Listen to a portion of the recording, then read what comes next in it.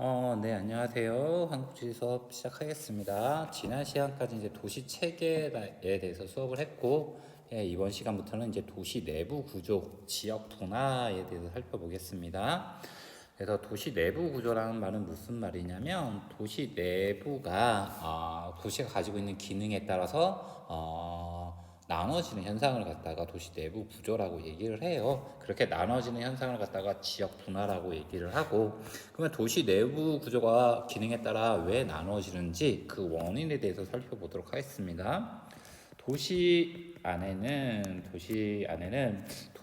지역마다 뭐하고 뭐가 차이가 나냐면 접근성에서 차이가 납니다. 접근성이란 말은 어느 지점으로부터 접근하기 편한 정도를 얘기해요. 그래서 도시에서 접근성이 뛰어난 곳이 있고 접근성이 떨어지는 곳이 있어요. 그러면 접근성이 뛰어난 곳은 사람들이 접근하기 편하겠죠. 편하니까 거기다가 가게를 차리거나 상가를 차리면 사람들이 왕래가 많으니까 당연히 장사가 잘 되겠죠. 접근성이 떨어지는 곳에 상가를 차리면 사람들이 접근하기 불편하니까 장사가 잘 안 되고 망할 수 있겠죠. 그래서 접근성에 따라서 뭐가 달라지게 되냐면 지대, 지가가 달라져요. 그래서 접근성하고 지대는 같은 말이라고 생각하면 돼요. 접근성이 높아지면 지대, 지가도 높아지고 접근성이 낮아지면 지대, 지가도 낮아져요. 당연하죠. 내가 가게를 차리고 싶어요. 차리고 싶은데 접근성이 높은 곳에 차려야지 사람들이 오기 쉬우니까 장사가 잘 되겠죠. 그럼 그 토지에 대한 수요는 늘어나니까 임대료인 지대도 비싸지고 지가도 비싸지겠죠. 그래서 도시 안에 있는 공간이 접근성과 지대가 각각 차이가 나요. 차이가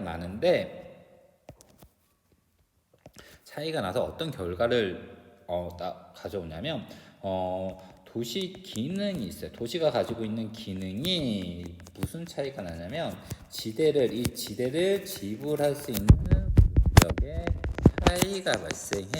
그러니까 도시가 가지고 있는 기능들이 지대를 지불할 수 있는 게 다 똑같은 게 아니라 어떤 기능들은 지대를 많이 지불할 수 있고 어떤 기능들은 지대를 지불할 능력이 낮아요. 그래서 이 순서대로 통상적으로 도시 기능은 세 가지가 있다고 얘기하는데 지대 지불 능력이 가장 뛰어난 기능은 상업 업무 기능이에요. 그리고 공업 기능이 되고요. 그래서 가장 낮은 게 주거 기능이에요.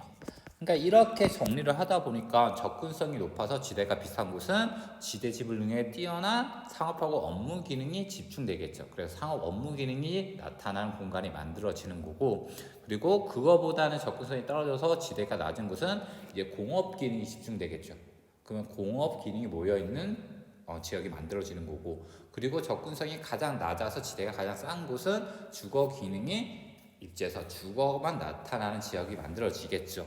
이렇게 나눠지는 현상을 갖다가 이 이유 때문에 나눠지는 현상을 갖다가 지역 분화라고 얘기해요. 지역 분화 현상이라고 얘기하고 이 지역 분화에 따라서 도시 내부는 어떤 지역들이 나타나냐면 도심이라는 곳이 나타나고 부도심이라는 곳이 나타나고 중간 지역이라는 곳이 나타나고 외곽 지역이라는 곳이 나타나요. 이렇게 지역들이 만들어져요. 그래서 이렇게 나타난 지역들을 갖다가 도시 내부 구조라고 얘기를 하는 겁니다.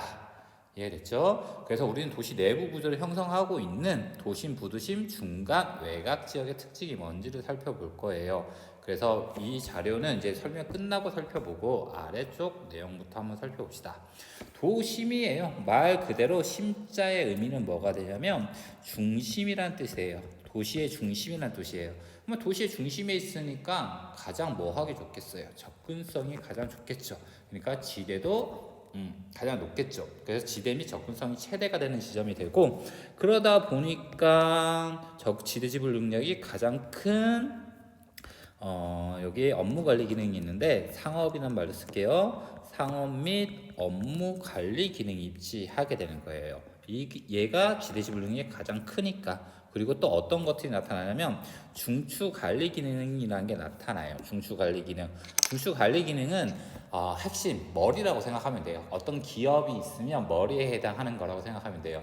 그래서 본사, 어떤 회사의 본사나 아니면 은행의 본점이나, 그래서 모든 것들을 컨트롤하는 그런 것들이 나타나겠죠. 아무래도 본사가 지대 지분 응액도 크겠죠. 그리고 얘네 본사나 은행 본점이 나타나니까 얘네한테 제공하는 서비스를 생산자 서비스업이라고 얘기해요. 생산자 서비스업은 감고나 금융이나 법률이나 이런 것들인데 이런 기능들은 본사 근처에 나타날 수밖에 없습니다. 본사가 고객이기 때문에. 그래서 얘네들이 주로 나타나게 돼요. 이해되셨죠? 이렇게 보다 보니까 중수관리기는 본사나 은행 본점, 생산자 서비스업, 광고나 금융회사나 이런 것들이죠. 그리고 상가나 그리고 업무 관리 기능들이 나타나죠. 그러면 여기에서는 다 일자리들이죠. 그러면 출근했을 때 낮에 사람들은 많겠죠. 그래서 낮에 사람을 주간 인구라고 얘기해요. 그래서 주간 인구 수는 많아요. 많은데 무슨 기능이 없죠? 주거 기능이 없죠. 주거 기능은 지대 지분 중에 낮으니까 이 도심 지역에 주거 기능이 나타날 수 없어요. 그러다 보니까 야간 인구라고 얘기하죠. 야간 인구 수는 어떻게 되냐면 적을 수밖에 없어요. 그래서 도심이란 것은 지대하고 접근성이 최대가 돼서 다 상업하고 업무 같은 기능들만 나타나고 주거 기능은 발달하지 못했다. 그래서 낮에는 사람이 많고 밤에는 사람이 적어지는 그런 지역이다. 이렇게 이해하시면 되고, 그래서 선생님이 이렇게 정리를 한 거예요. 주간 인구수, 상주 인구수. 그래서 주간 인구수가 많다는 것은 이 지역에 상업 및 업무 기능이 발달했다라는 뜻이 되고요. 이거 이상하네요. 업무 기능이 발달했다는 뜻이 되고, 상주 인구가 적다란 얘기는 주거 기능이 발달하지 못했다란 뜻이 됩니다. 그러다 보니까 이제 매우 중요한 개념이 이렇게 나오는데, 그래서 주간 인구 지수가 가장 높다. 주간 인구 지수가 가장 높은 지역이 됩니다. 그래서 주간 인구 지수는 어떻게 구하냐면 이것도 암기하고 계셔야 합니다. 상주 인구수 분의 거기에 살고 있는 사람이에요. 그냥 밤에 있는 사람이겠죠. 야간 인구수가 되겠죠. 주간 인구수의 비율을 의미해요. 그러니까 도심 지역은 주거 기능이 발달하지 못했으니까 상주 인구수는 적고, 그리고 상업하고 업무 기능이 발달했으니까 주간 인구수는 높겠죠. 주간 인구수는 많겠죠. 그러다 보니까 주간 인구수가 가장 높은 지역이 된다. 이 주간 인구 지수 가지고 여러분들은 도시 뭘 해야 되냐면 내부 구조를 파악해야 됩니다. 그래서 주간 인구 지수가 높고 낮음에 따라서 여기는 도심이다, 여기는 부도심이다, 여기는 중간 지역이다, 여기는 외곽 지역이다. 이걸 구분하는 가장 중요한 지표가 되니까 주간 인구 지수를 좀 알아두셨으면 좋겠고, 법정동하고 행정동은 뭐가 되냐면, 행정동은 뭐하고 비례된 거냐면 인구수하고 비례돼요. 여기서 말하는 인구수는 상주 인구수를 얘기해요. 그래서 상주 인구수가 많으면 행정동이 많아요. 그래서 행정동은 동사무소 생각하면 돼요. 뭐 예를 들어서 여기가 동탄시잖아요. 그러면 법정동은 동탄이라는 거가 법정동이네요. 근데 동사무소를 보면 동탄 1동, 2동, 3동, 4동 해서 여러 개가 있죠. 그래서 상주 인구수가 많으면 행정동이 많아지는 거고, 상주 인구수가 적으면 법정동이 많아지는 거예요. 그래서 도심 지역은 주거 기능이 발달하지 못했으니까 행정동이 별로 없고 법정동이 더 많게 나타난다. 이 말을 뜻하는 거고요. 인구 공동화 현상은 낮에는 사람이 많은데 밤에는 사람들이 다 집으로 가죠. 그래서 야간 인구가 다 빠져버려서 야간에 사람이 텅 비어버리는 현상을 인구 공동화 현상이라고 얘기를 하고요. 그리고 출퇴근 시간에 인구 유입이라 되어 있는데 이 말은 잘못된 말이에요. 출근 시간에는 인구가 어떻게 되겠어요? 여기 직장이 있으니까 유입하겠죠. 상업 업무 기능이 발달했으니까. 하지만 퇴근 시간은 어떻게 되겠어요? 사람들이 다 집으로 돌아가니까 인구가 빠져나가겠죠. 유출이 되는 현상이 나타나겠죠. 됐습니까? 그래서 우리나라 도시 내부 구조는 도시의 규모가 클수록 뚜렷하게 나타나는데, 그러면 우리나라에서 도시 규모가 가장 큰 곳은 서울이니까 서울에서 가장 뚜렷하게 나타나겠죠. 그래서 서울의 종로하고 중구 이 일대가 도심에 해당합니다. 그래서 서울 지도를 보면 여기 일대가 서울의 도심 역할을 하는 곳이 됩니다.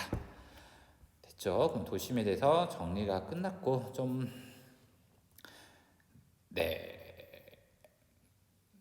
네, 그 다음에 이제 부도심 살펴볼게요. 부도심은 도심에 부자가 붙었어요. 도심이 접근성하고 지대가 가장 높으니까 모든 기능들이 도심으로 모여요. 도심으로 모이니까 도심이 너무 혼잡하고 복잡해요. 그래서 도심이 가지고 있는 기능 일부를 분담하는 곳이에요. 그래서 도심의 일부 기능을 분담하는 곳이에요. 그러다 보니까 도심처럼 어때야 돼요? 사람들이 접근하기 편해야겠죠. 그래서 여기도 접근성 지대가 높아요. 도심 다음으로.